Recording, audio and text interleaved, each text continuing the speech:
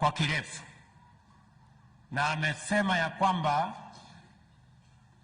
tunataka mwili wa Kimathi mahali ilizikwa, kwa sababu ilizikwa kwa aibu kubwa, akiwa amefungwa minyororo na akiwa amefungwa kama mhalifu. Huyo Kimathi hakukuwa mhalifu, alikuwa ni shujaa wa kupigania uhuru wa taifa letu la Kenya.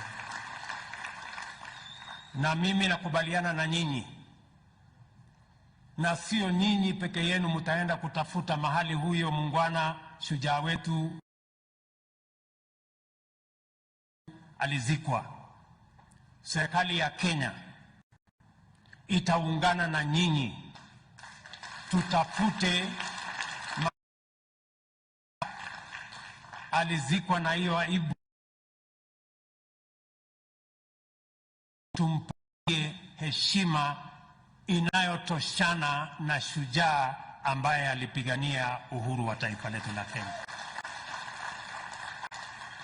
And therefore I am giving you a commitment on behalf of the government of Kenya that the government of Kenya will work with you and all those who have the history of where this great hero, our independence hero, the man who paid the ultimate price for us to be a free nation, that we will find him and we will give him a decent, befitting national send-off. Kwa hivyo tutaungana pamoja na nyinyi. Mimi vile vile nataka niwaeleze ndugu zangu wa hapa Nyandarua ya kwamba kwa yale mambo yote mumeniuliza ya kwamba tujenge hii barabara kutoka hapa Njabini mpaka hapa nyumbani kwa mzee wetu Kimathi. Mimi nataka niwahakikishie hivi, nitarudi hapa Jumamosi ijayo.